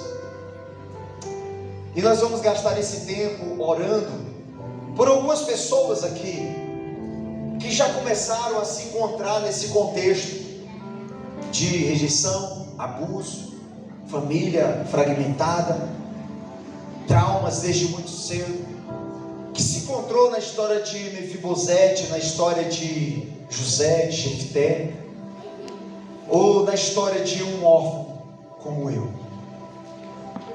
E eu tenho certeza que Deus vai trazer cura para a sua vida nessa noite aí. Eu vou pedir para você se colocar de pé. A gente vai gastar um tempo aqui ministrando sobre a sua vida.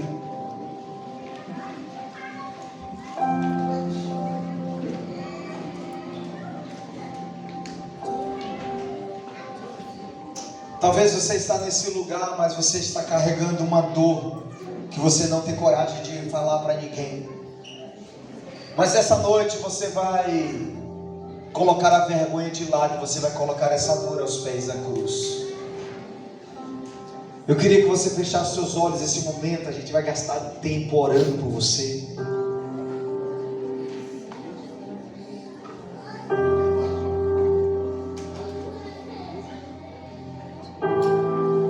Eu quero orar por você que está carregando uma dor na sua vida durante tantos anos, durante tanto tempo. E eu quero gerar um ambiente de muita confiança e um ambiente seguro para você nesse lugar. Ninguém vai te apontar, ninguém vai te acusar, mas nós vamos te ajudar a andar nessa rota da cura. Se você tem filho, aqui nesse lugar, eu queria que você estivesse perto dele. Se você tem esposa, irmão, esteja perto dele, perto dela agora. Pode se locomover. Eu queria que Camila viesse para cá. Eu queria que você pegasse na mão, o abraçasse no ombro, e que você estivesse orando juntos com a sua família. Porque tem algo que Deus quer fazer ainda na noite de hoje aqui, que é curar a sua linhagem familiar. Porque Deus quer fazer algo novo na sua história daqui para frente. Eu sei que tem gente nesse lugar que está com a depressão crônica arrasando com a tua alma. Mas eu queria que nessa noite você pudesse chorar na presença do Senhor. Se você quiser se mover do seu lugar e ajoelhar aqui no altar, pode vir, venha. Tem uma unção de cura aqui nesse lugar. Eu quero que os intercessores sejam apostos nesse ambiente, os pastores também, porque a gente vai impor as mãos sobre algumas pessoas, a gente vai ministrar curas sobre elas, porque o Senhor nos deu essa unção. O Espírito do Senhor Jeová está sobre mim, porque o Senhor me ungiu para pregar liberdade aos cativos, abertura de prisão aos presos. Por isso, todo aquele que estava num cativeiro emocional e espiritual, nessa noite vai ser livre. Em nome de Jesus, vai ser livre. Jason Apto é um adorador americano que me impacta muito com as suas canções, mas muito mais com a sua história. Jason foi o fruto de um relacionamento inesperado da sua mãe com seu pai. Sua mãe tinha apenas 16 anos. E o Jason nasceu, a sua mãe o rejeitou e entregou um orfanato. Jason Apto chega naquele orfanato, ele é conduzido em todo o protocolo, e ele é adotado por uma família. Ele cresce, se torna uma das maiores referências da música, da adoração nos Estados Unidos, uma das maiores referências, inclusive para o Brasil, do David Keelan, da Nívia Soares, etc, etc. E o Jason, com 25 anos de idade, ele diz: eu quero conhecer a minha mãe biológica. E ele vai até a casa dela, uma casa muito simples. E ao chegar naquele lugar, ele se depara com uma senhora muito simples e humilde, que disse: Jason, o que é que você está fazendo na minha casa? Nossa, eu tenho um famoso. Ele já tinha gravado muitos DVDs, muitos CDs naquela época. E ele olha pela primeira vez e diz: mãe, eu vim te encontrar. E ela fica perplexa diante daquele encontro, começa a chorar copiosamente, o abraça. E ele compõe uma canção, e essa canção ela foi gravada pela Fernanda Brum, que tem por título Pai de Órfãos. O título original em inglês é Pai dos que não têm pai. E ele diz essa canção: Deus, eu não sei dizer o que sinto, eu nem sei como escrever essa canção, eu não sei orar, a única coisa que eu sei é chorar. Quantas famílias estão sangrando agora, quantas famílias estão chorando. E ele escreve no refrão dessa canção: mas eu descobri que o Senhor é pai dos que não têm pai.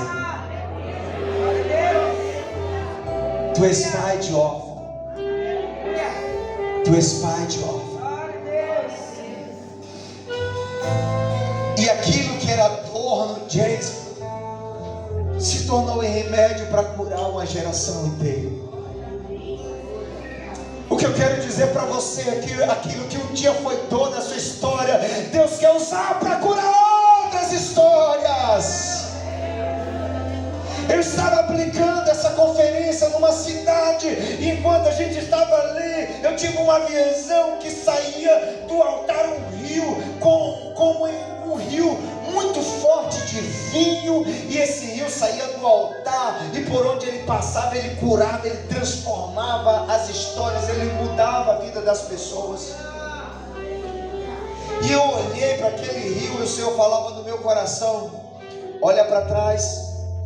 E eu olhava e via quem estava tocando violão era um órfão que foi curado. Quem estava tocando teclado era alguém que foi golpeado por esses golpes do inferno desde muito cedo, mas que Deus entrou na história dele e o curou. Quem estava cantando ali era alguém que foi golpeado pelo inferno, mas que Deus tinha curado e agora estava sendo uma fonte de cura para uma igreja. E Deus disse para mim assim: sabe, esse rio de vinho é o fruto dessas uvas que foram amassadas e esmagadas pela vida. Eu sei que tem histórias aqui de pessoas que parece que foram esmagadas pela vida, mas aquilo não era para te matar, era para te transformar numa fonte de cura para outras pessoas. Em nome de Jesus, saia do lugar de dor agora.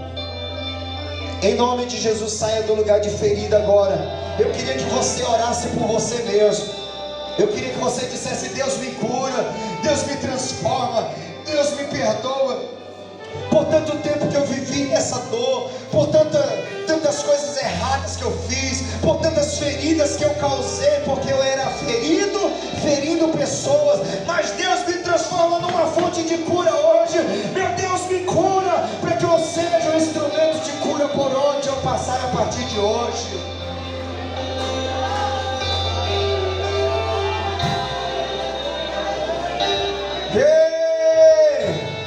Sim, feche seus olhos e começa a orar por você. Começa a orar pela sua família aí. Começa a orar por sua família aí, em nome de Jesus.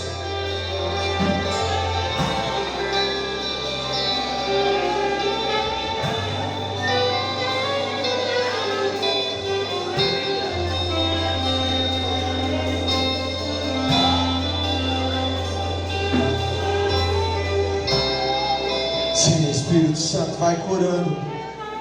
Vai curando a alma que está sangrando nessa noite. Há pessoas que chegaram aqui com emoções bloqueadas, e até agora você não conseguiu nem sentir nada. Espírito Santo de Deus, como um martelo que esmiuça a peia, quebra todas as armaduras que estão aprisionando os sentimentos dessa pessoa, mas traz agora essas dores para os pés da cruz, em nome de Jesus. Espírito Santo de Deus, traz quebrantamento nesse lugar. Eu queria que você abrisse o seu coração agora, e que você pudesse chorar as novas lágrimas diante do altar do Senhor.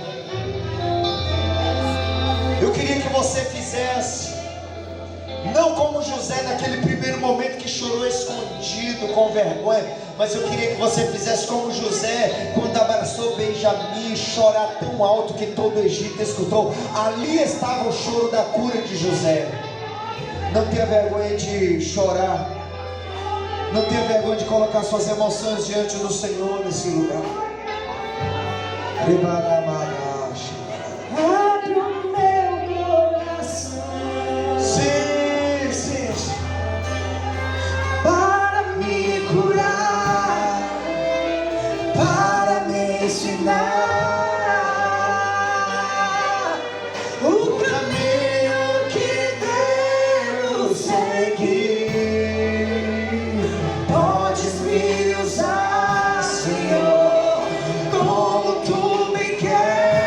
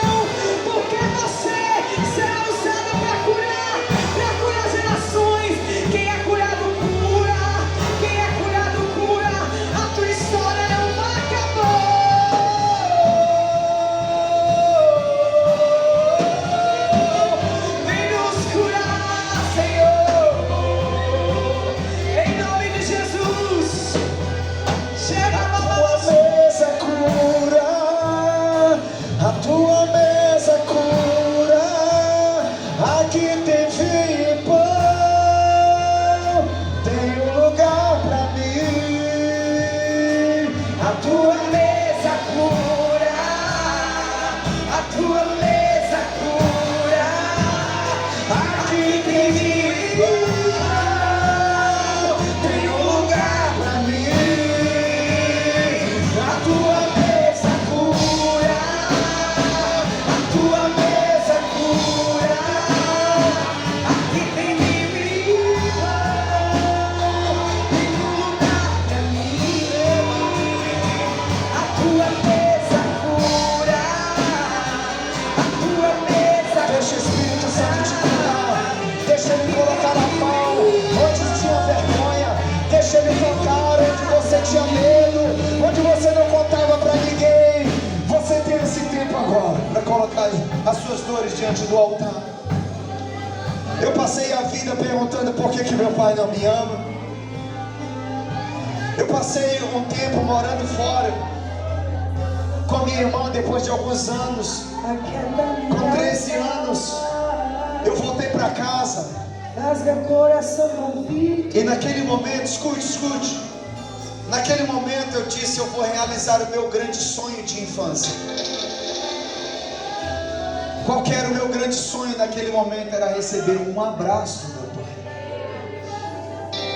Você não tem noção do poder que tem um abraço. Eu queria chamar o senhor aqui, eu queria um abraço do senhor aqui, porque eu passei a vida inteira sonhando com um abraço.